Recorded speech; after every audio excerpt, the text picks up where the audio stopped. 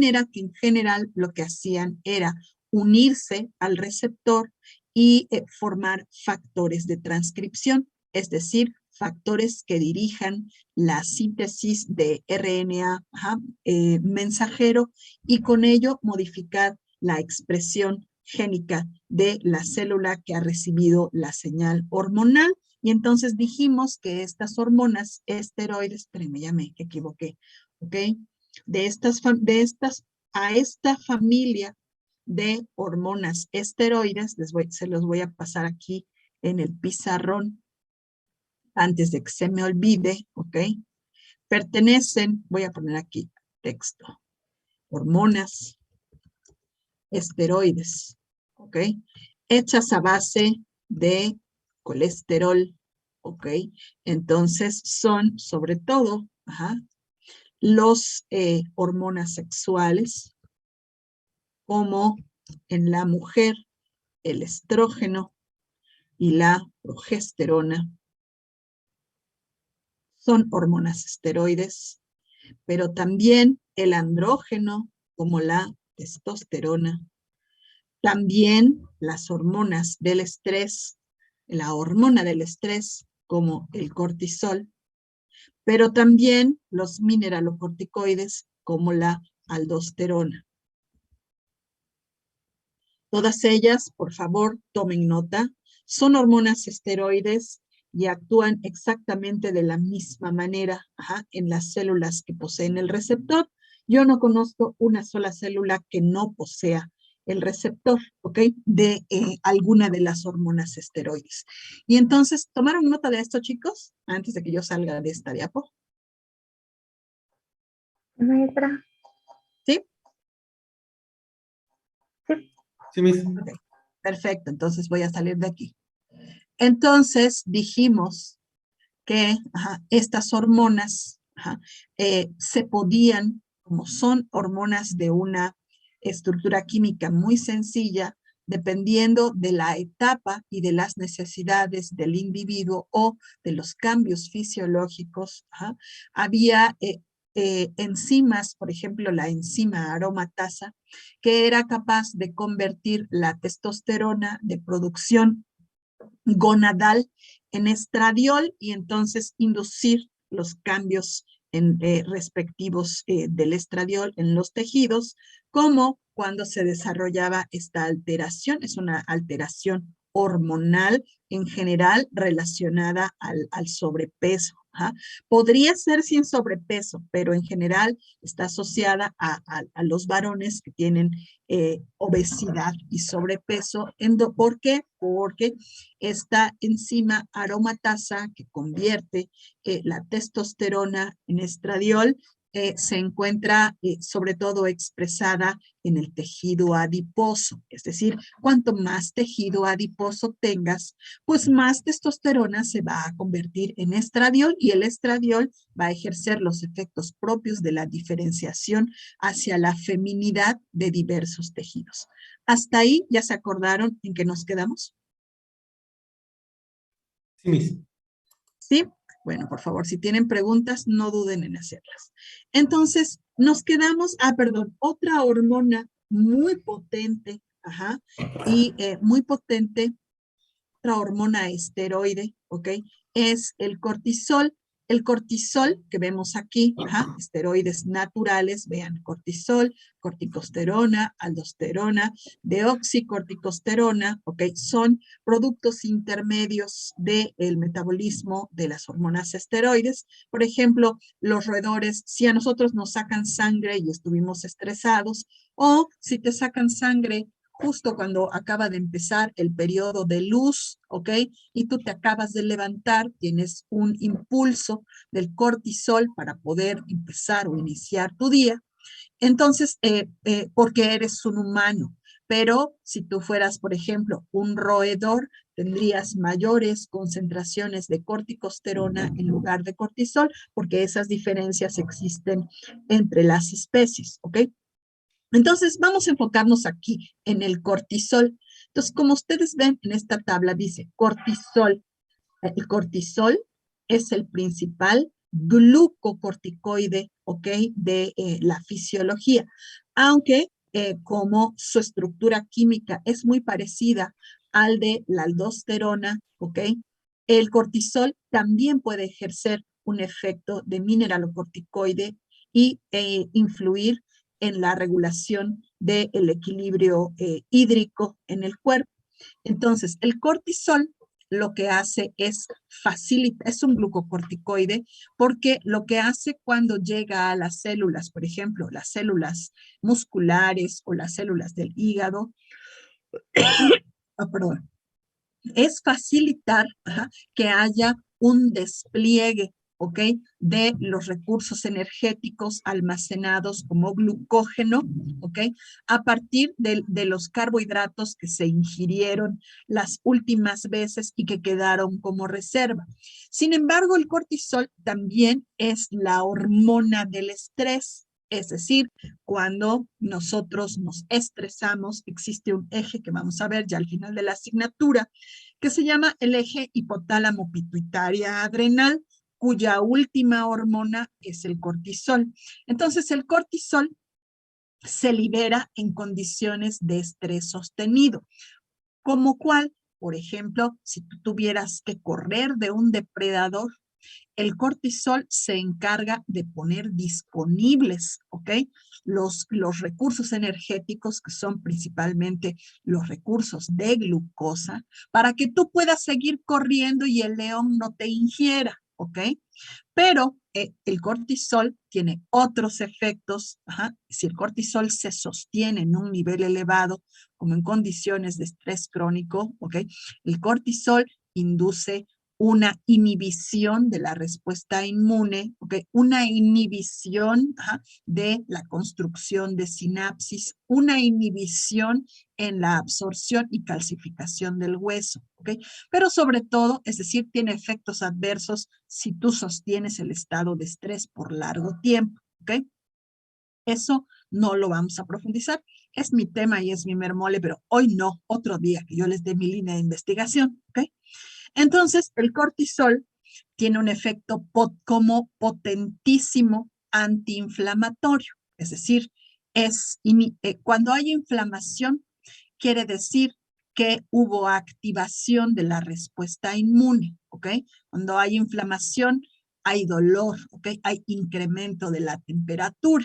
Y entonces, como el cortisol tiene una potencia desinflamatoria de glucocorticoide de 1 y como su estructura química es muy sencilla, se puede sintetizar por medios artificiales, esteroides sintéticos como la cortisona, la fludrohidrocortisona, prednisona, etc., etc., y la más potente son la betametasona y la dexametasona, con una potencia de glucocorticoide de una N25 o X25, es decir, 25 veces más potente que el cortisol original, perdón, endógeno. ¿Eso qué quiere decir? Que si el cortisol tiene una potencia de desinflamación de 1, este tiene de 25. Entonces, desinflama así, porque desinflama, ¿ok? El problema es que también tiene los efectos, ¿ok? Adversos asociados al cortisol 25 veces más. Y por eso es que tendrían que ser fármacos de uso muy, muy, muy controlado, sobre todo estas que tienen valor de 25. ¿Ok? Sin embargo, yo sí he visto de repente en las farmacias, ¿no? Que las cremas que se utilizan para el pañal, ustedes no están para saberlo porque están muy chiquitos y yo no los quiero espantar, pero los bebés se tienen que cambiar frecuentemente porque la pipí y peor aún la popó, ¿ok? Tienen un pH ácido, entonces queman la piel y causan una abrasión que se conoce como rosadura. Entonces los tienes que estar revisando constantemente, porque si no, les haces una lesión y una inflamación. Entonces las mamás y papás, ¿no? Para no ser sexista, ¿no? Que no lo saben, ven la inflamación y lo que quieren es quitar la inflamación. Entonces algunas cremas del pañal tienen dexametasona, ¿ok? Sí se va a desinflamar, pero no es una crema como cualquier crema. Es una crema con hormonas que tendría que estar muy regulado para evitar los efectos adversos sobre las gónadas y diferenciación y alteraciones en las pequeñas gónadas del bebé. ¿Alguien tiene alguna pregunta hasta aquí?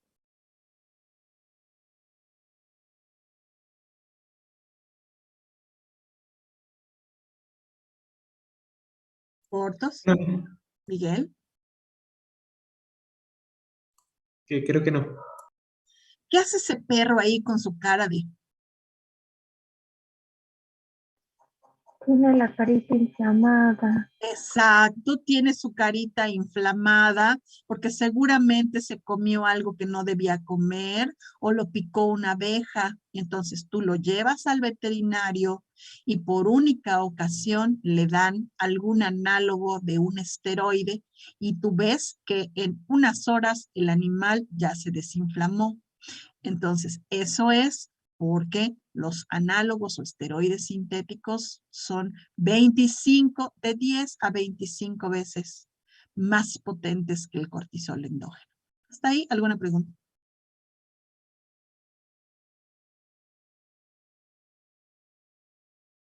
¿No?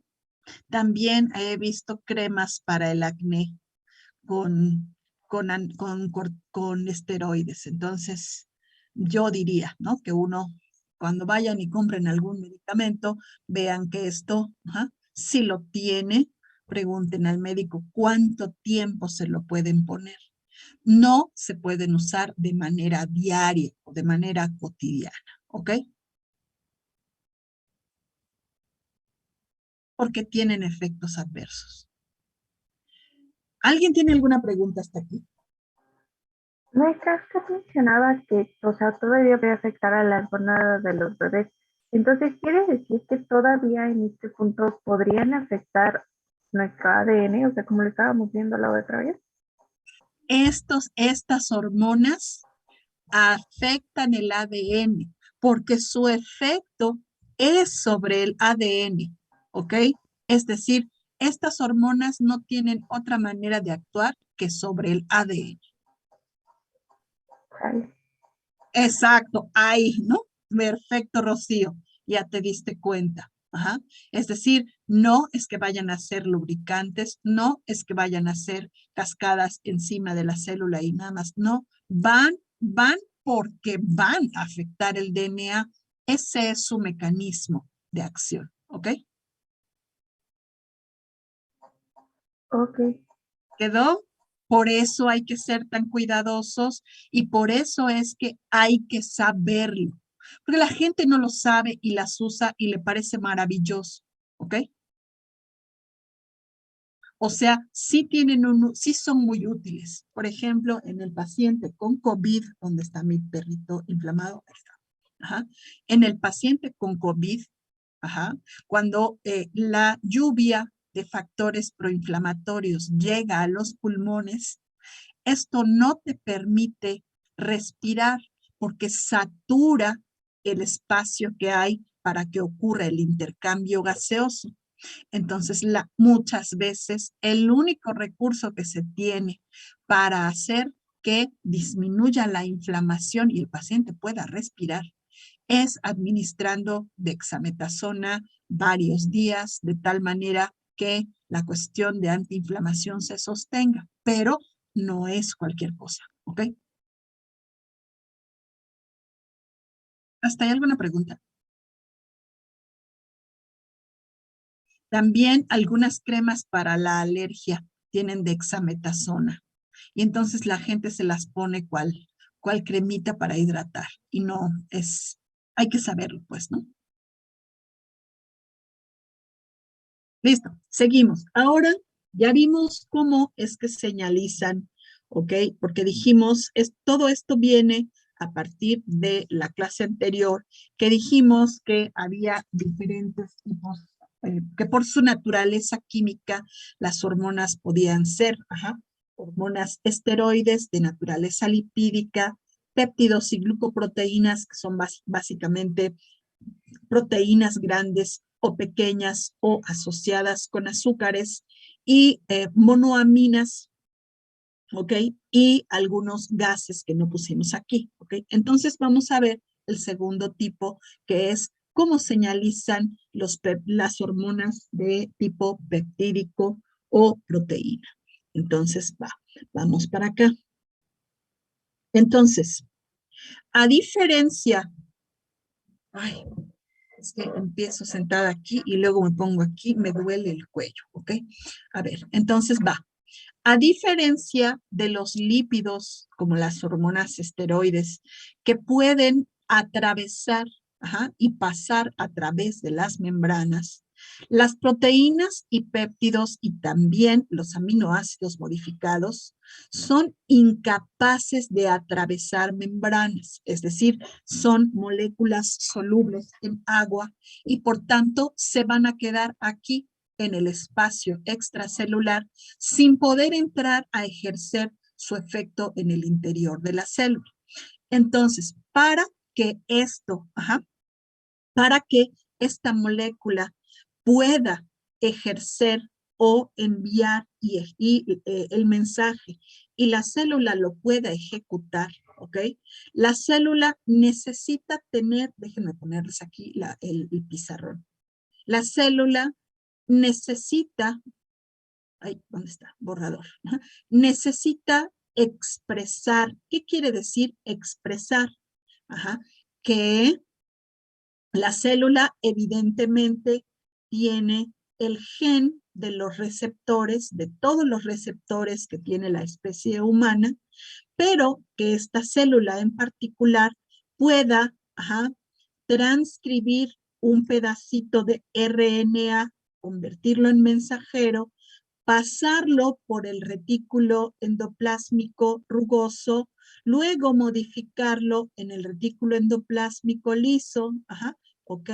Y luego enviarlo aquí a través de la red trans-Golgi, pegar el receptor en la membrana y que este receptor empiece a ejecutar su función. Eso quiero decir con que una célula exprese un receptor, lo expresa y el receptor es funcional porque está en el lugar de la membrana o espacio membranal donde tendría que estar para ejecutar la función. En este caso, este receptor, el receptor de hormonas de naturaleza peptídica, tiene que ser un receptor de membrana plasmática, no un receptor de algún organelo. ¿Okay? ¿Por qué? Porque la señal de la hormona va a llegar vía el torrente sanguíneo, ¿ok? Es decir, vía un vehículo líquido del plasma y va a ser reconocido por el receptor específico a manera de la llave y la cerradura. Es decir, solo las células, por eso me detuve a decirlo, que expresen el receptor son aquellas capaces de ejecutar el mensaje. ¿Okay? Se dice que tienen receptores específicos para cierta hormona que es una hormona de tipo proteico. ¿Hasta ahí alguna pregunta?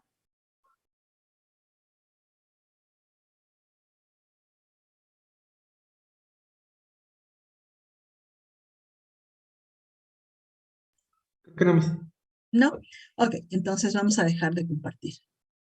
Entonces, cuando un ligando se pega o es reconocido por el receptor de hormonas, esto aplica para las hormonas de tipo peptídico, pero también para las hormonas que son tipo aminoácido modificado, que vamos a ver un poquito más adelante. Entonces, cuando la hormona se pega al sitio receptor, pueden ocurrir 4 eventos. Podrían ocurrir 2 o 3, o solamente uno, es decir, no son mutuamente excluyentes, pero puede ocurrir Número 1, que la unión del ligando con el receptor induzca la apertura de canales de iones, ¿ok? Y entonces su efecto inducir sobre la permeabilidad o potencial eléctrico de la membrana, ¿ok? Y tener un efecto rápido. Más o menos así funcionan las sinapsis de tipo eléctrico, pero eso lo vamos a ver un poquito más adelante. Número 2, que haya activación de cascadas de segundos mensajeros. Vean, aquí dice Second Messenger System, ¿ok? Y entonces haya cadenas de fosforilación, si quieren explico un poquito más adelante, y de fosforilación de proteínas intracelulares y que éstas ejecuten la respuesta celular, cualquiera que ésta sea. Número 3, perdón, esa era la 3, que haya cadenas de fosforilación, y que entonces, puedan inducir a sí mismo sobre la respuesta celular, es decir, los 3 van sobre la respuesta celular. O bien que haya, por ejemplo, una mezcla de activación de segundos mensajeros o cascadas de fosforilación, y que estos incidan sobre la regulación de la expresión génica. Es decir, la unión de un ligando peptídico con su receptor no solamente puede tener efectos rápidos vía la apertura o cierre de canales de iones, sino también inducir efectos intracelulares a través de la activación de cascadas de segundos mensajeros o cadenas de fosforilación que induzcan sobre la regulación de la expresión génica. Es decir, ellos también pueden regular la expresión génica, si bien en general lo que hacen es un cambio transitorio en el funcionamiento celular. ¿Alguien tiene alguna pregunta?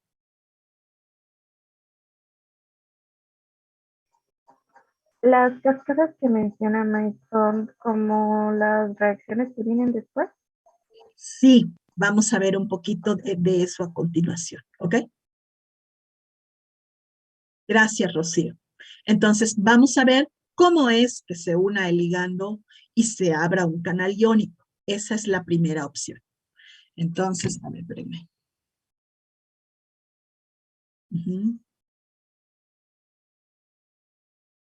Ok. Perdón, antes de decir eso, ok, vamos a decir que, ok, esto también aplica para los aminoácidos, ok. Por ejemplo, ay, da frío, ok. Aquí hay un aminoácido, es decir, esta no es una proteína, sino es solamente un aminoácido modificado. Por ejemplo, la dopamina, adrenalina y noradrenalina derivan del aminoácido triptofano. No son una proteína hechos de la encadenación de muchos aminoácidos. Son solo un aminoácido que ha cambiado un poco y entonces funciona como un ligando para la señalización intracelular. Otro ejemplo es la histamina. La histamina es un aminoácido modificado ligado a la respuesta urticariante por activación inmune y también mediadora de los procesos de sueño en sistema nervioso central. Entonces, la histamina, por ejemplo, se forma a partir del aminoácido histidina, utilizando aquí una enzima que se llama la descarboxilasa de histidina. Entonces, ¿cómo? A ver, ¿dónde está el carboxilo que le quitan? Carboxilo COO. Pareciera que no le hicieron nada, ¿no? Lo veo exactamente igual. CH2, CH2. Pareciera que no le quitaron nada, pero bueno. Se utiliza la enzima histidina descarboxilasa, ¿ok? Y entonces utiliza como cofactor, es decir, como facilitador de la reacción, el PLP es decir, el pirofosfato de piridoxal, es decir, la vitamina B6, que se encuentra sobre todo en alimentos como las nueces, como las carnes rojas. Entonces, la histidina, ¿ok? Es liberada sobre todo en células inmunes, ¿ok? Aquí está la síntesis, ¿ok? Vean, aquí hay un receptor, es decir, aquí hay un receptor, aquí el tipo de comunicación es autócrina, se libera la histamina y entonces es reconocida por su receptor en este caso, en la postsinapsis, ¿ok? Y entonces media, dependiendo del circuito, fenómenos como el sueño y el dormir y el despertar, la cognición, procesos de memoria y aprendizaje, y también está involucrado con el control de la actividad eléctrica y la epilepsia, ¿ok? Entonces, incluso la histamina puede inducir estos 4 efectos que están asociados a los ligandos tipo proteína. ¿Ok? Entonces, nada más como dato curioso, la vitamina B6, por eso es importante consumir, tener dietas equilibradas, ¿ok? Lo más equilibradas posible. Se encuentra en alimentos como los pescados, pescados azules, dicen, yo no los veo azules, pero más bien grises, como el salmón, el atún, el bacalao, así como, por ejemplo, en el pollo, en las carnes rojas, en las hojas vegetales de hoja verde, ¿ok? Semillas. Aquí estas son unas ciruelas pasas y el aguacate. Y es importante porque sin este cofactor, la reacción es ineficiente. ¿Hasta ahí tienen alguna pregunta?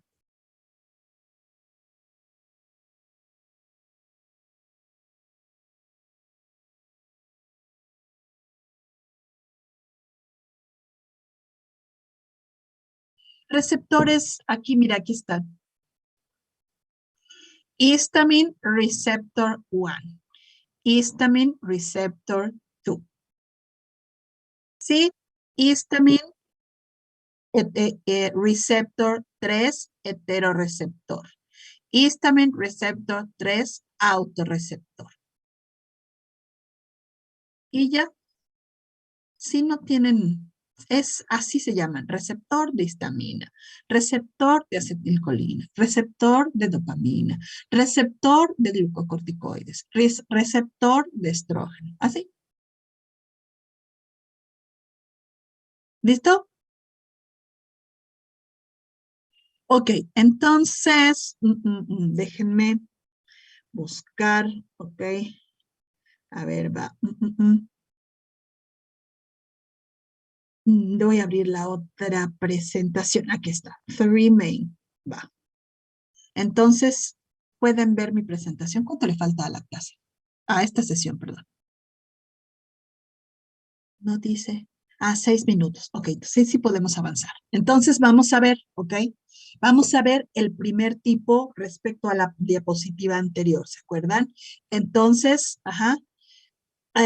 apertura de canales de iones acoplados a receptor después de la unión al ligando. ¿Ok? Entonces va.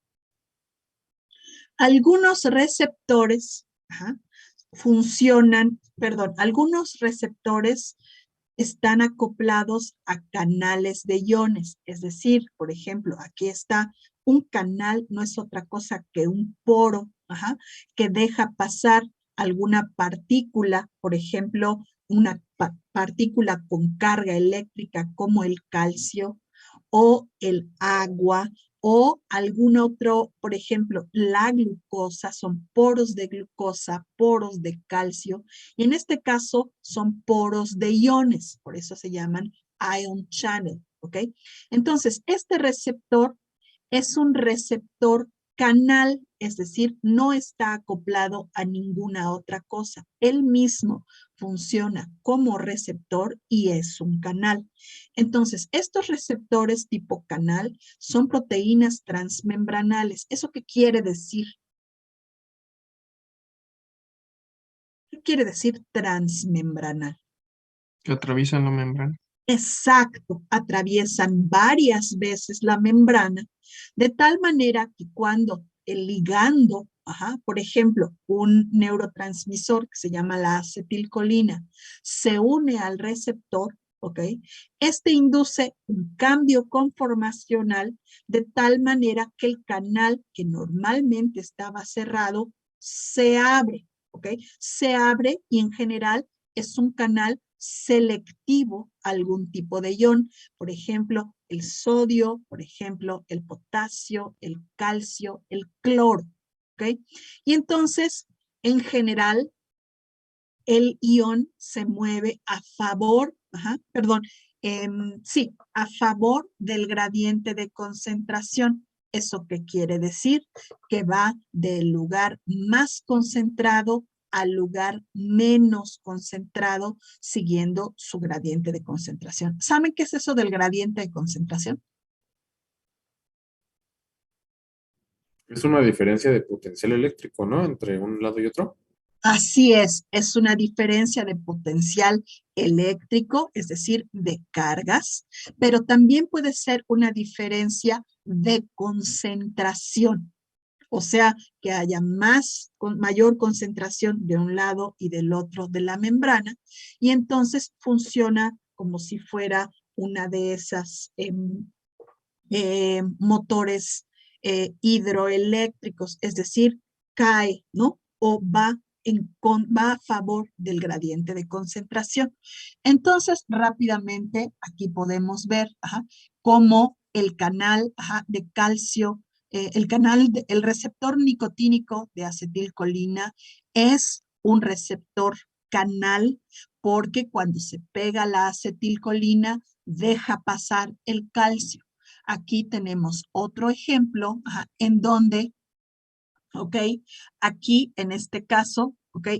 Está este receptor, no es directamente un canal, sino está acoplado, no se ve muy bien, aquí se dice, inactive G protein, pero no vemos a la proteína G, eso es lo que vamos a ver después de que regresemos, ¿ok?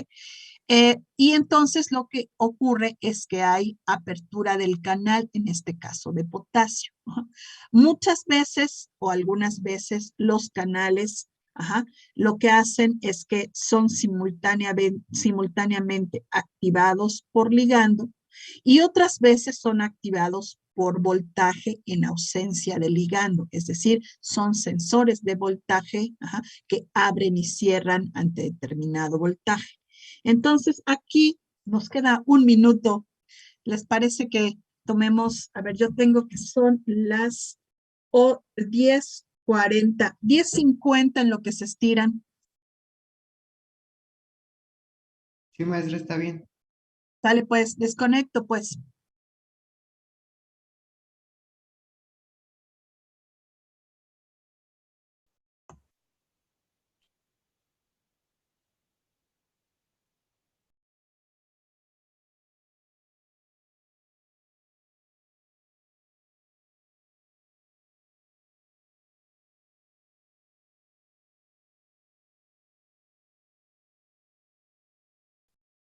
Y por una chamarra porque me dio mucho frío. ¿Saben qué es? Que uno no se mueve. Y no te mueves, te da frío. Listo. Entonces, dijimos que proteínas, apertura de canales iónicos. Entonces, lo que vamos a ver aquí es un ejemplo, o dos ejemplos de cómo un ligando puede activar un receptor, y cuando el receptor es una proteína canal, voy a poner aquí la membrana plasmática para que usted se lo imagine, entonces se une el ligando al sitio del receptor, y entonces este induce la entrada, ¿ok? Ah, qué feo le quedó muestra. ¿Ok? La entrada, ¿ok? De iones. Recuerde usted casi siempre cuando se abre un canal, a diferencia, no vamos a ver el SIM-Porter y el anti-Porter en esta asignatura, pero eso es de transporte a través de la membrana, pero bueno, cuando se abre un canal, en general va siguiendo el gradiente, sea el gradiente eléctrico, sea el gradiente químico de concentración. Entonces, por ejemplo, dos ejemplos que vamos a ver aquí son el receptor nicotínico de acetilcolina, así se escribe acetilcolina, y el receptor del ácido, receptor A del ácido gamma aminobutírico, es decir, gamma aminobutíric acid, así se escribe, GABA, ¿ok? Entonces, el receptor de acetilcolina es un canal de calcio, mientras que el receptor del ácido gamma-aminobutírico es un receptor de cloro. ¿Ok? Vamos a poner aquí cloro. ¿Ok? Cloro. Entonces, rápidamente, para entrar en contexto, aunque esto lo vamos a ver un poquito más allá, cuando veamos sistema nervioso, ¿okay? Las neuronas tienen un funcionamiento eléctrico, prácticamente todas ellas hablan dos idiomas, el eléctrico y el químico, y entonces una neurona es, hagan de cuenta, como una piececita eléctrica que está encendida todo el tiempo. Neurona que se apaga es neurona que se muere. ¿Ok? Entonces las neuronas en general tienen un potencial de membrana que está en menos 70 milivoltios, ¿ok? Quiere decir que son más negativas. Este menos 70 milivoltios está registrado en la parte interna de la membrana, particularmente en el axón o eje, que es el que conduce los potenciales eléctricos. Sí, chicos, es muy rápido. Esto yo lo voy a explicar con más detalle en nervioso. Pero entonces es como si la neurona todo el tiempo estuviera encendida, como un coche que mantienes encendido, ¿ok? Como desconozco, pero como si fuera una planta eléctrica que no se apaga nunca, ¿ok? Pero que podría estar en condiciones basales o de reposo. Entonces las neuronas, en general, son integradoras de todas las señales, de tal manera que se hace una sumatoria. Creo que sumatoria es así, ¿cierto? Una cosa así. ¿Así se escribe sumatoria? Sí. Okay. Sí, gracias chicos. Okay. La sumatoria, y entonces es una sumatoria de cargas positivas y cargas negativas, de tal manera que si al final la sumatoria da alrededor de menos 70 milivoltios, la neurona sabe que tiene que permanecer en reposo. De hecho, a este potencial se le llama potencial de reposo, que es como si el coche estuviera encendido, pero no caminando. Entonces, cuando la sumatoria llega a un punto de alrededor de más 30, ¿ok? Es decir, menos 70 y va subiendo. ¿Quién da la?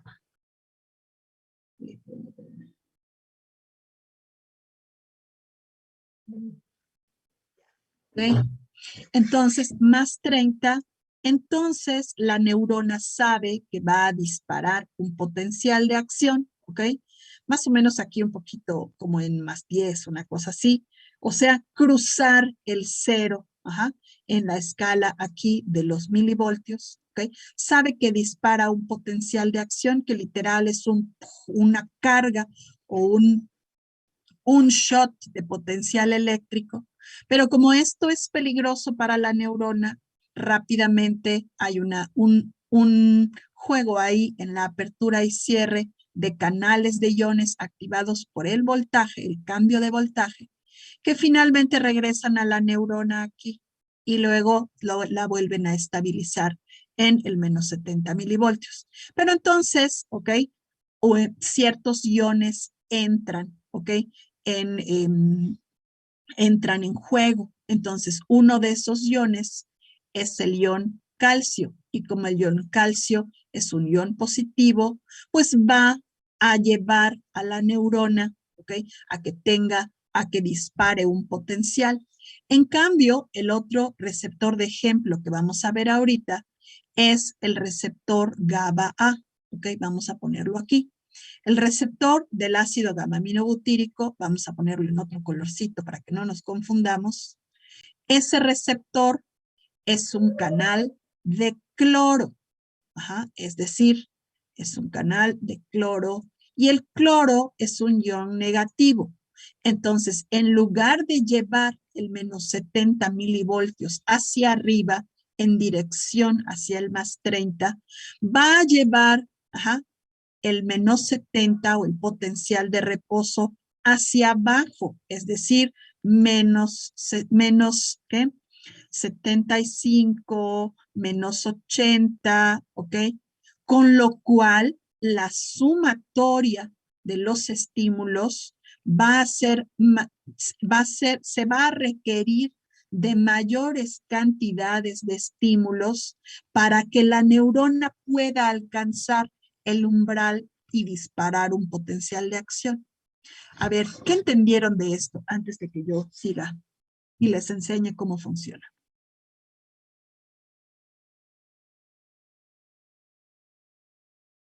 El potencial de acción está arriba de menos 70 milivoltios, ¿verdad?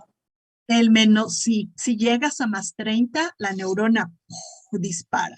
Si no cruzas el 0 y te aproximas a más 30, la neurona no dispara. Se mantiene así, digamos que en menos 70 constantemente activada, pero no disparando. O sea, como si el coche arrancara, pero no, el coche arrancara y se desplazara, o el coche lo arrancaras, pero lo mantuvieras sin movimiento.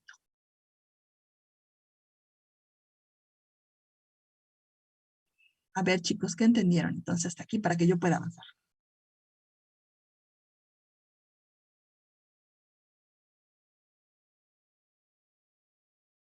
Entonces, No entonces al A ver, Miguel. sobrepasar los 70 es cuando se dispara. Sí, tiene que ir arriba de 70, superando el 0 en dirección hacia el más 30. Ok. O sea, tiene que volverse más positivo. ¿Sí me expliqué? En cambio, si tú le bajas o lo vuelves cada vez más negativo, la neurona encuentra cada vez más lejos el más 30, ¿sí? Con mayores estímulos para que pueda disparar. Entonces, este receptor está relacionado con la emisión de potenciales de acción, pero este receptor, que es el de GABA, está relacionado con la depresión o digamos que se vuelve más negativo el potencial de reposo y entonces dificulta el disparo. No favorece como el otro, sino dificulta porque el potencial de reposo se va volviendo cada vez más negativo. ¿Ok? Entonces, rápidamente, para que no nos detengamos mucho aquí, ¿ok? Compartir. Les voy a mostrar cómo funcionan estos receptores. En primer lugar, el receptor de nicotina, nicotínico de acetilcolina, y en segundo lugar, el receptor de GABA. Entonces, por favor, si me dicen, si ven mi pantalla ahorita que yo la proyecte, debe ser el YouTube. Voy a compartir el sonido, compartir, ¿ok? Entonces, va. ¿Pueden ver mi pantalla? Sí, Miss. Ok. Inglés. Automáticamente yo espero que sean esos. ¿Ok? Ya si no, me dicen por favor qué es lo que ven. ¿Ok? Va pues. Entonces, por favor, ahí vamos. Welcome to 2-Minute Neuroscience, where I explain neuroscience topics in 2 minutes or less. In this installment, I will discuss acetylcholine. Acetylcholine was the first neurotransmitter discovered and is named for the two substances used to synthesize it, the nutrient choline and the enzyme acetylcoenzyme A. Neurons that contain acetylcholine are called cholinergic. There are several clusters of cholinergic neurons throughout the brain. Some are found in the basal forebrain. They include the medial septal nucleus, the nucleus of the diagonal band, and the nucleus basalis. Others are found in the brainstem, including the pedunculopontine nucleus and lateral-dorsal tegmental nucleus. Acetylcholine acts on two families of receptors, and each receptor family has several subtypes. One family is ionotropic. They are called nicotinic acetylcholine receptors because nicotine also binds to and activates the receptors. Their activation generally results in excitation of the neuron. Another family is metabotropic. These are called muscarinic acetylcholine receptors because a substance called muscarin binds to them. Their effects depend on the subtype of the receptor. The action of acetylcholine in the synapse is terminated by an enzyme called acetylcholinesterase, which breaks acetylcholine down into acetate and choline. The choline is then transported back into neurons to synthesize more acetylcholine. Acetylcholine has a variety of functions in the nervous system. It is the main neurotransmitter used at neuromuscular junctions and is responsible for muscle contraction. It is also widely used in the autonomic nervous system.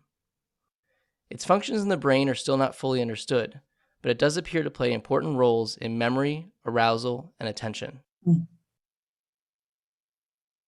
Oh, perdón, no está la activación, pero les mando el video que es un poquito más largo, el de la apertura del canal. Entonces vamos a ver el de GABA. Aquí está, GABA subunit. ¿Pueden ver mi YouTube? Sí, Miss. Maestra. Ok. Este es GABA, GABA-A. Funcionan muy similar, solo que este deja pasar cloro en lugar de calcio. Les mando uno de la contracción muscular, aunque lo vamos a ver un poco más adelante.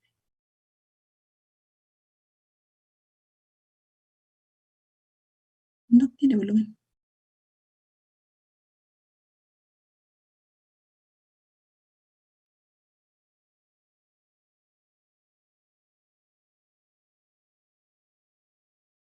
Aquí lo único que dice es que el receptor de GABA-A es un pentámero, es decir, que está formado por diversas subunidades transmembranales en lugar de una sola, pero es un canal, vean, es una proteína transmembranal que atraviesa la bicapa y que en la subunidad, ok, aquí vean, en este sitio se une el ligando que originalmente es GABA, y entonces cuando se une el ligando abre el poro y deja pasar los iones, en este caso de cloro. Aquí el detalle es que el receptor de GABA, como vamos a ver en el otro video, espérenme, déjame detener este de acá. Ok, pausa. Ya lo detuve, ¿verdad? Vamos a Oh, Dios. A ver acá. También une al alcohol, es decir, el alcohol ejerce sus efectos a través del receptor de GABA-A, a través de la permisión de la entrada de iones de cloro. Entonces, vamos a ver, no sé si pueden ver mi pantalla, es el YouTube. Sí, se ve. Sí, ahí vamos. Gamma-aminobutyric acid, or GABA, is the primary inhibitory neurotransmitter in the mature brain. It reduces neuronal activity of target cells through its binding to GABA receptors present on the cell surface. Nearly half of all synapses of the brain express some kind of GABA receptor and are thus responsive to GABA. There are at least 3 types of GABA receptors: GABA-A, GABA-B, and GABA-C. GABA-A and GABA-C are ligand-gated chloride channels. Upon transmitter binding, they open and allow chloride ions to flow into the neuron, making it more negative or hyperpolarized and thus less likely to generate action potentials. GABA-B acts through a G protein to activate potassium channels, which allow positively charged potassium to flow out of the cell, again resulting in membrane hyperpolarization and a subsequent decrease in neuron responsiveness. GABA is believed to play a major role in controlling neuronal hyperactivity associated with fear, anxiety, and convulsions. GABA-A receptor is composed of 5 protein subunits: In addition to binding sites for GABA, it has allosteric binding sites for other substances, known as GABA modulators. These are molecules that can increase or decrease the action of GABA, but have no effect in the absence of GABA. For example, benzodiazepines, a class of drugs used to treat anxiety, bind to GABA-A receptor and facilitate its binding to GABA, thus potentiating GABA inhibitory effect. Other positive modulators include barbiturates, alcohol, and propofol, among others. Examples of negative modulators are convulsants, such as flumazenol. Flumazenol reverses the effects of benzodiazepines by competing with them at the same binding site on GABA-A. Thank you for watching. Please feel free to suggest a topic you want us to cover by leaving a comment below. Ok, a ver, entonces voy a dejar de compartir. ¿Qué entendieron del video de este último de GABA?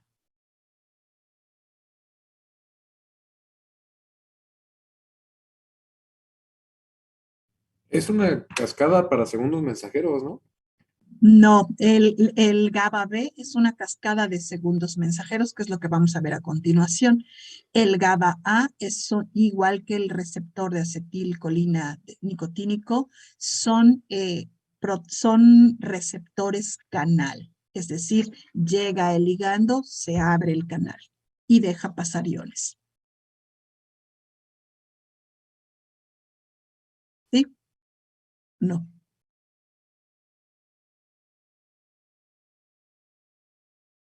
Sí, Miss.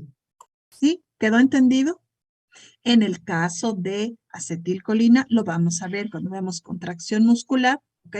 Cuando llega la nicotina, deja entrar el calcio. Si es una neurona, la neurona dispara un potencial de acción. Cuando se une acetilcolina, si es un músculo, se contrae. ¿Ok? Al revés, en GABA, en el receptor de GABA-A, vimos que también el C, lo que ocurre es cuando llega GABA o algún otro facilitador o inhibidor también podría ser, ¿ok? De GABA, lo que ocurre es que llega GABA, se abre el canal de cloro, dejan pasar al cloro y hacen que la neurona encuentre más difícil poder disparar un potencial de acción. Y como más de la mitad de las neuronas en el cerebro utilizan GABA, ¿ok? Un agonista, es decir, fármaco que funcionaría como GABA o mimetizaría los efectos de GABA, es el alcohol. Entonces, si tú excedes la cantidad de alcohol que tu enzima deshidrogenasa alcohólica puede metabolizar, por ahí tengo la cifra, creo que son como, mejor no vaya a ser que yo meta las 4 patas, pero el metabolismo más o menos en general es como de unas 2 copas, o dos quantums de alcohol, es decir, 2 copas de vino o 2 cervezas o 2 caballitos en una hora. ¿Sí me explico? Es decir, esos 2 caballitos tendrías en una hora para que le des el tiempo a la enzima de ir detoxificando el alcohol de tal manera que el alcohol no tenga la oportunidad de llegar a tu cerebro, ¿ok? Entonces, pero si llega, lo que ocurre es que se engaña al receptor de GABA-A y deprime los potenciales de membrana de las neuronas que usan GABA, que son casi todas, ¿ok? Y entonces eso explica por qué los tiempos de reacción, la toma de decisiones, el equilibrio, ¿ok? Se ven disminuidos y deprimidos porque la neurona que controla eso encuentra más difícil poder reaccionar ante un estímulo. ¿Hasta ahí alguna pregunta?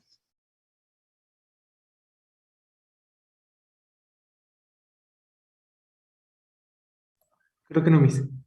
¿No, Miguel? Miriam, Rocío. No mention. Ok, seguimos entonces. Eso fue el ejemplo de receptores que son, déjenme ir apagando esto, receptores que son canal, ok, actividad número 1. Ahora seguiría aquí, ¿ok? Receptores acoplados a cascadas de señalización. Entonces déjenme compartirles ahora esta de acá. Entonces, los receptores que están acoplados a cascadas de señalización, ¿ok? Existen de dos tipos, ¿ok? Primero, los receptores que son acoplados a proteínas G, ¿ok? Que estos son los que dice, como los que dice Isaac. Déjenme ponerlos aquí. Aquí está. ¿Ok? Receptores acoplados a proteínas G. Entonces vamos a explicar esta diapositiva.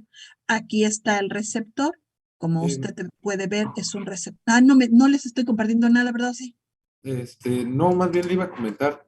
Sí. Es que la clase pasada nos dijo que preparábamos exposiciones. Es cierto. Y ese tema era el que íbamos a exponer Miriam y Ok, yo. sí, pues adelante. Sí, te Ajá. doy paso y ya, si tenemos dudas, lo completo yo. Perdónenme, Sí, perdónenme. gracias. Sí, Sí, es que maestra, no se tengo mucho preocupe. que hacer. Gracias. Sí, gracias, por favor. Cuando vean que estoy haciendo algo así, díganmelo. Yo no me molesto, ni me ofendo, ni me nada, ¿ok? Sí, gracias. Entonces, ¿Proyectas tú, Min, por favor? Sí, te dejo compartir. Ay, perdón.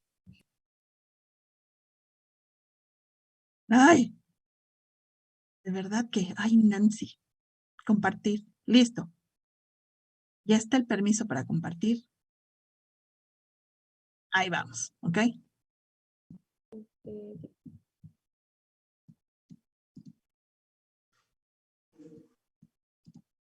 Isaac y Miriam, muy bien.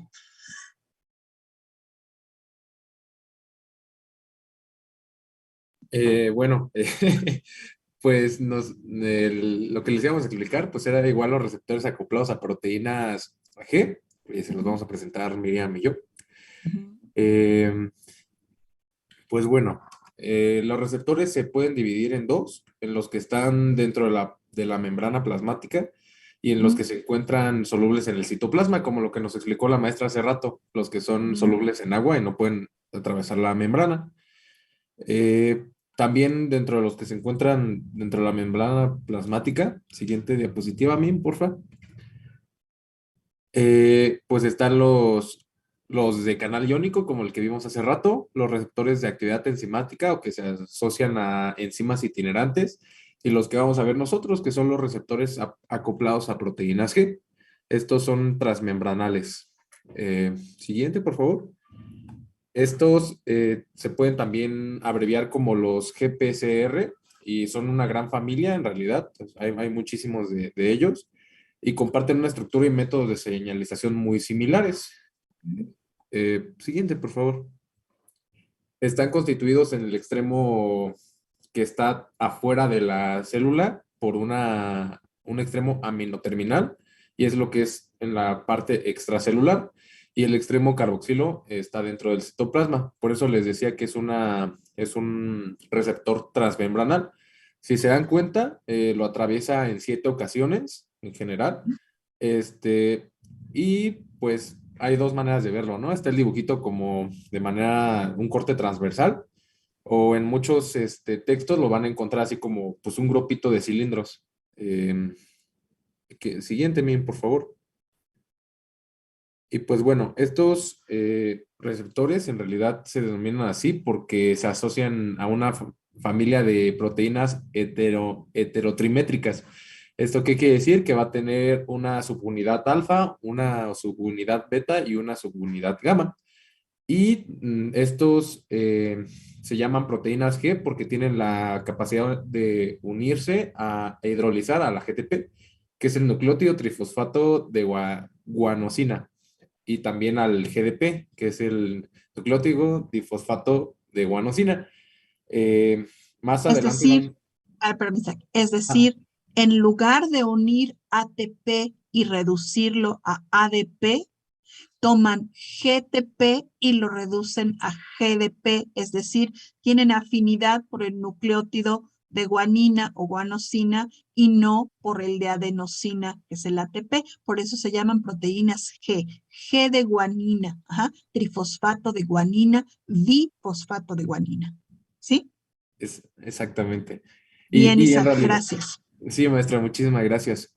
Así como lo dijo la maestra, pues lo que la mayor diferencia entre GDP y GTP, como al rato Miriam les va a explicar, es que la forma de GTP es cuando está activa la proteína y el GDP es cuando está desactivada. Y pues bueno, les voy a decir ahí algunos ejemplillos de algunas enzimas que se activan con el GTP, que podría ser la enzima adenilil ciclasa, que cataliza la formación de AMP cíclico, y la fosfolipasa, ¿sí? Que cataliza la formación de los segundos mensajeros, que es el inositol 1,4,5 trifosfato y el diacilglicerol. Diacilglicerol, DAG. Diacilglicerol, pellón. Y bueno, aquí en la pantalla, como pueden ver, les estamos mostrando el ciclo de cómo funciona, muy resumidamente. El receptor se acopla a se acopla a nuestro receptor de proteína G. Como podemos ver, las unidades alfa, beta y gamma están unidas. Entonces, lo que hacen es que el GDP se separan. Se separan, ay, perdón, se separa la molécula y las unidades alfa y beta se van y fosforilan el GDP para formar GTP. Sí, ¿no? A grandes rasgos. Es como La- cuando tu celular está en baja energía y lo conectas, le agregas fosfatos, entonces el GDP se convierte en GTP. El estado de alta energía siempre es el de 3 fosfatos, nunca el de 2. Aunque tenga 2 y digas, bueno, para 3 le hace falta tantito, no. El estado explosivo de activación es el de 3 fosfatos. ¿Ok? sí, maestra. Y bueno, ya que está en este estado de GTP, es cuando se crea una respuesta. Por eso hace rato estábamos diciendo que es una cascada para segundos mensajeros, porque en realidad nuestro ligando, al llegar no es el responsable directo, sino que nuestra subunidad alfa y el GTP dentro de la célula son las que se van a encargar de llevar la señal para que se genere el otro proceso, que puede ser una enzima o la apertura de un canal iónico o eh, etcétera. Ahorita también les va a hablar más a fondo de todo eso. Y bueno, después de que se lleva a cabo la respuesta, se fosforila otra vez para que el GTP regrese a su estado de baja energía, que es el GDP, y ya las subunidades se pueden volver a unir y regresamos al estado inicial, y por eso así es el ciclo. Bien. Le toca a mí. Bueno, ahora vamos a ver más a profundidad el funcionamiento. Y pues básicamente es lo que acaba de explicar Isaac. Bueno, me va a pasar a Isaac. Aquí tenemos el receptor, que bueno, cuando llega un ligando, lo que hace es que hay un cambio conformacional que activa una proteína G. Esta es la proteína G y como ya lo explicamos, tiene una parte alfa, beta y gamma. Las partes alfa y gamma están en la parte intracelular y están unidas a la membrana por colas lipídicas covalentemente unidas. La parte alfa es el que tiene el GDP, que es el nucleótido de guanina, que por eso se llaman proteínas G. Y bueno, lo que hace el ligando es que se pueden acoplar. Entonces, tenemos ahora un complejo receptor proteína G, donde ya están acoplados. Y aquí lo que sucede es, bueno, esta es la guanosina fosfato. Después hay un cambio conformacional en alfa, nada más, donde cambia el GDP ahora sí por el GTP. Lo que sucede en alfa es que ahora hay un cambio de afinidad, por lo que se separan.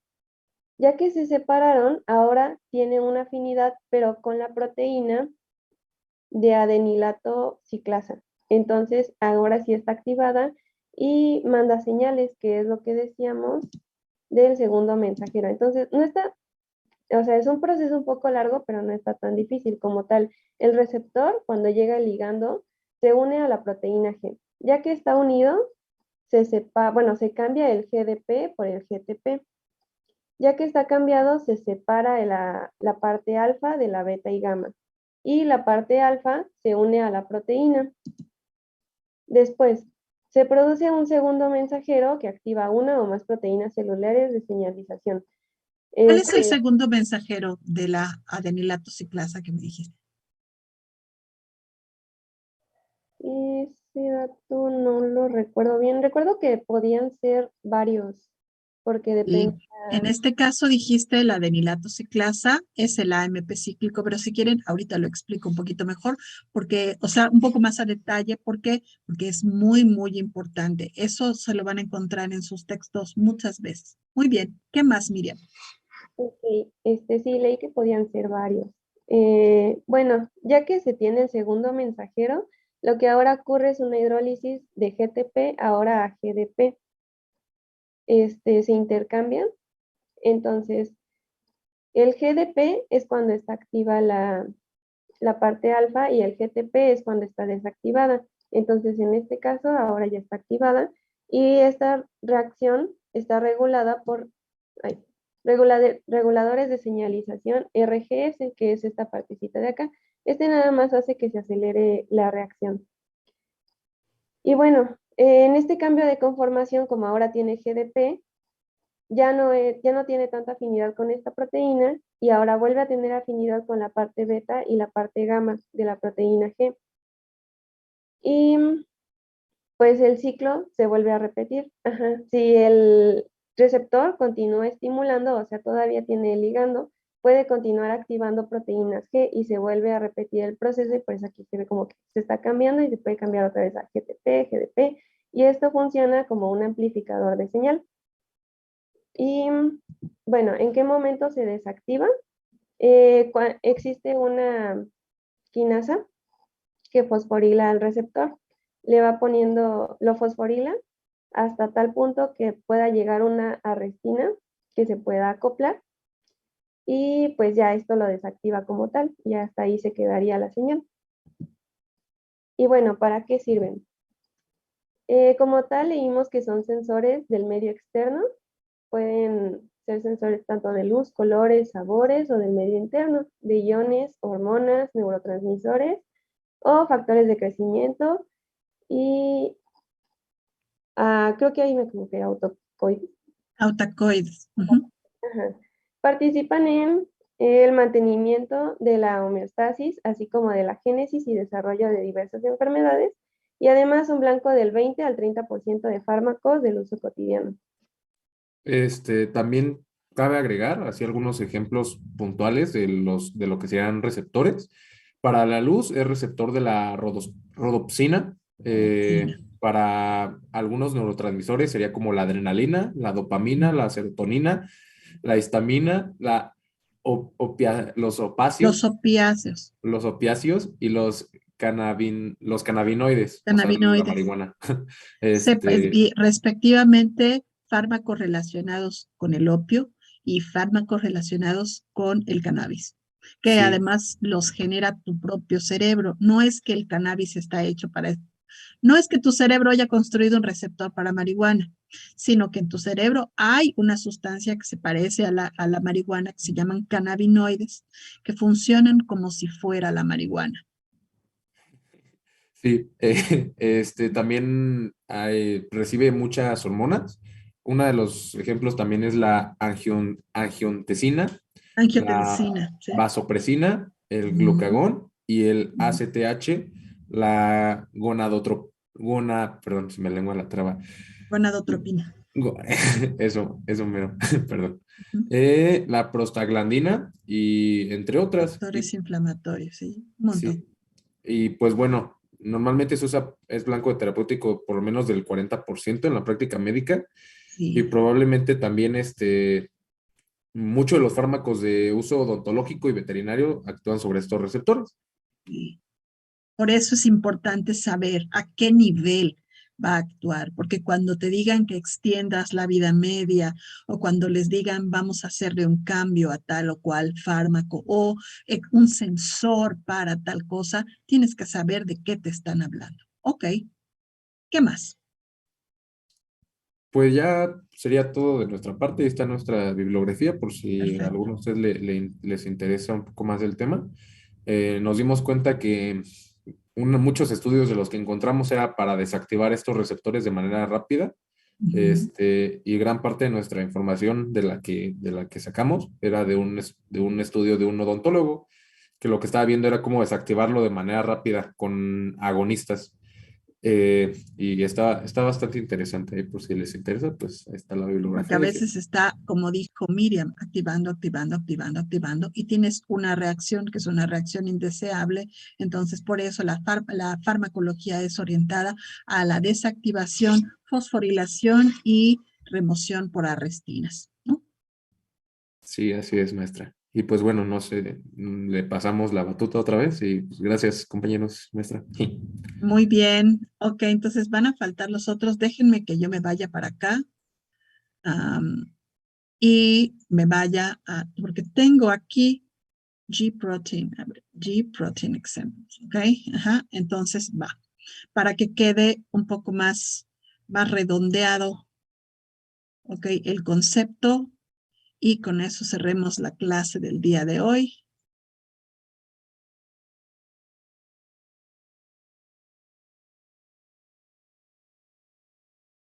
Espérenme, voy.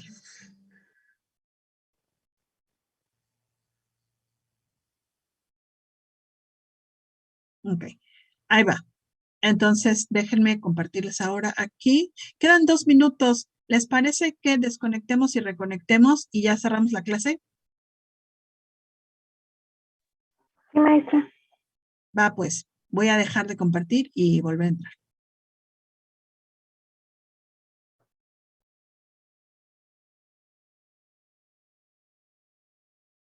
¿Ya regresamos? ¿Todos? Sí, Miss. Listo, entonces vamos a... I'm going to tell you about receptors. Va, pues, voy a empezar el video. Professor Dave here. I'm going to tell you about receptors. He knows a lot about the science stuff. Professor Dave explains. Your body is made of trillions of cells, and they communicate with one another just like we do. But how can one cell talk, and how can another cell listen? We want to understand the different kinds of chemical signaling that occurs between cells. We now have a pretty good picture of what the plasma membrane looks like. And we mentioned that swimming around in the sea of phospholipids, there are many surface proteins. Some of these proteins are called receptors, and these are the proteins that receive information from outside the cell, just like humans might use their eyes, ears, or noses to receive information about their surroundings. There are almost 1,000 different types of receptors, and just like enzymes, receptors have an active site that is highly specific to one molecule or small collection of molecules, which we can refer to as ligands. These could be something like a hormone that was secreted by a glandular cell far away from this one that will receive the message sent by the other cell. And this message may or may not be specific to this particular type of cell. Once this molecule reaches the receptor, it will bind to the active site, where it will cause a conformational change in the receptor that will trigger some kind of response, which can fall into one of a few different categories. One type of signaling response is called signal transduction. When the receptor binds to its substrate and causes a conformational change in the receptor, which is a transmembrane protein that will span the plasma membrane, this change in shape will cause it to either release something inside the cell or bind to something else inside the cell. Once the receptor is activated, it might bind to something called a G protein, which is attached to the inner layer of the plasma membrane. And once the G protein is activated, it might bind to an enzyme, causing another conformational change, which will release another different signaling molecule, like cyclic AMP. Miriam, esta moradita de aquí, la vamos a ver si quieren ya, no sé si la encargué, pero si no la explico yo, es una enzima que se llama la adenilatociclasa. La adenilatociclasa toma el ATP, pero no para fosforilar, sino para convertirlo en este segundo mensajero, que es el AMP cíclico. Es decir, el ATP es tomado por la adenilatociclasa o ADC y lo convierte en una molécula redonda que va a activar otras cascadas. ¿Sí, ¿sí quedó? Sí, sí. Sí, ok, va pues. That will then diffuse within the cell and elicit a cellular response. These are called second messengers because they are different molecules from the ligand that first activated the receptor, but they carry the message into the cell and amplify it, since they will be more numerous than the one molecule that initially made it to the receptor. Another pathway that can occur is when a signaling molecule binds to a receptor and the conformational change in the receptor immediately releases a relay molecule on the other side of the membrane. This relay molecule may then interact with various intracellular proteins in a phosphorylation cascade, where certain molecules exchange phosphate groups in a chain reaction. This will eventually reach its destination and elicit a cellular response. Some other receptors allow for the absorption of bulk quantities of a particular substance through a process called receptor-mediated endocytosis. This happens when several molecules of a particular substrate bind to multiple receptors, and the receptors cluster into a pit, which can pinch off from the plasma membrane to form a vesicle, thus bringing the molecules bound to the receptors inside the cell, as well as any other solute that may have been inside the pit. This material will then be liberated from the vesicle somewhere inside the cell, and the receptors will return to the plasma membrane. Certain receptors are not found within the plasma membrane, but are instead inside the cell, either in the cytoplasm or in the nucleus. In these cases, the signaling molecule must be able to pass through the plasma membrane on its own in order to reach the receptor, which it can do if it is relatively small and nonpolar, like nitric oxide or certain hormones. Once an intracellular receptor is activated by its ligand, it might enter the nucleus and turn a gene on by acting as a transcription factor. More on these later. So what are these cellular responses that are triggered by messenger molecules? As we just said, the signal might result in a gene getting turned on or off. This is often to stimulate or halt the production of a particular protein. Other times, a signal may cause a change in metabolism by activating the enzyme that breaks down stored glycogen. Or the signal might regulate cell division, which is why malfunctions in these pathways can cause tumor growth, if the signal to stop cell division is not being received due to a faulty receptor. We will learn more about the specific molecules that trigger these cellular responses later. So for now, we just need to understand that receptors are proteins that sit either in the plasma membrane or somewhere within the cell, and certain signaling molecules, like hormones or neurotransmitters, fit into the active site of these receptors. Once they bind to the receptor, they induce a conformational change in its structure, which will set off some kind of reaction pathway, whether through other proteins or small second messenger molecules that then deliver the message to wherever it needs to go in the cell so that the appropriate cellular response takes place. And that's how our cells talk to one another, by using molecules. Thanks for watching, guys. Subscribe to my channel for more tutorials, and as always, feel free to email me, ProfessorDaveExplains@gmail.com.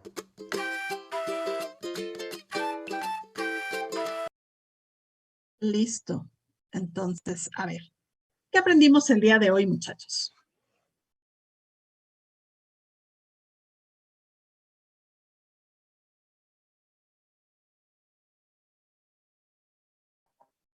Que la unión del ligando y el receptor pueden pasar a través de la membrana, pero o sea, hay diferentes formas de que pueda pasar. Y, o sea, puede ser por canales iónicos, que son específicos, o podría ser también utilizando aminoácidos. Okay. Esa es la naturaleza del ligando. Puede ser un lípido, puede ser una proteína o puede ser un aminoácido modificado, incluso un gas como el óxido nítrico que no hemos visto. Muy bien, gracias, Rocío. ¿Qué más?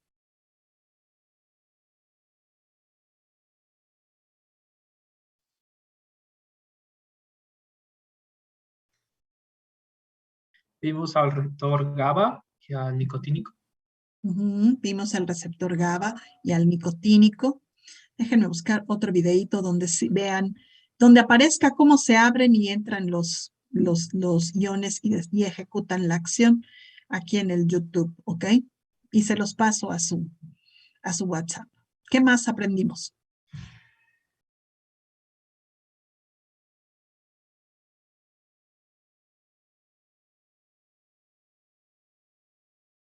La hormona receptor tiene 4 diferentes opciones. La apertura de cadena iónica, la actividad de cascada, de segunda mensajero, la actividad de cadenas de fosforilación y la regulación de expresión génica. Perfecto, 4 maneras de actuar. Muy bien, gracias Miguel. ¿Alguien más? ¿Algo que quiera agregar?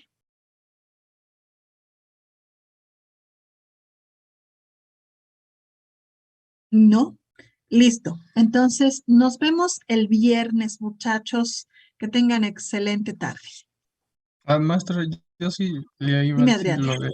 lo de la asistencia de hace rato. Ah, sí, espérame, déjame Por ver. favor. Qué bueno que me lo recuerdas. Sí, tú recuérdamelo, porque si no, de verdad que se vuelve uno loco. Ay, es que sí, tengo tantas ondas en la cabeza y pendientes. Adrián Lima. Y Esmeralda Ramírez, maestra, por favor. Esmeralda Ramírez, ahí está. Ajá.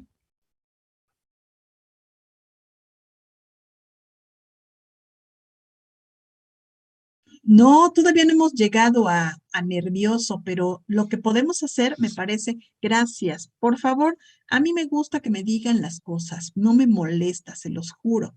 Lo que podemos hacer es que para aprovechar podemos hacer la práctica de sistema nervioso. La cosa es que no sé si los 2 días me presten el laboratorio o solo uno. Entonces, si es así, igual tenemos la práctica el martes y el viernes empezamos a ver la teoría. Yo espero que esto de cascadas de señalización ya sea lo último, la última clase el viernes. Faltan los otros equipos, ¿cierto? Ajá. Última clase el viernes para poder tener, no les va a molestar, se los juro, porque es una práctica tan bonita, ¿ok? Que no importa que primero la vean y después vean la teoría.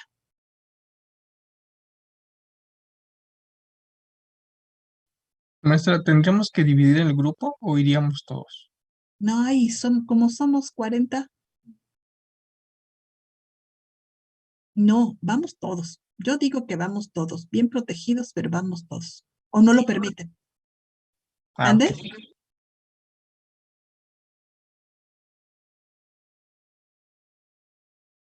Claro, aquí vamos a ir 3. Pues sí, o sea, cuando el grupo es como de 35, 40, pues entiendo que no podamos ir todos, pero aquí somos poquitos, yo diría que, ¿no? Con la debida precaución podemos ir todos. Ok, gracias. No somos muchos, ¿no? Entonces, sí, llévense, vayan bien abrigados, llévense bien su cubreboca, toda la protección y tratamos de no estar tan apretados ahí donde esté el microscopio y tenemos la práctica, que además es una práctica que van a disfrutar mucho. Sale pues. Pues entonces los dejo que descansen y se estiren un poquito. Nos veríamos el viernes, chicos. Hasta luego. Gracias, Buena maestra. tarde. Hasta luego. Bye, bye. Nos vemos, maestra.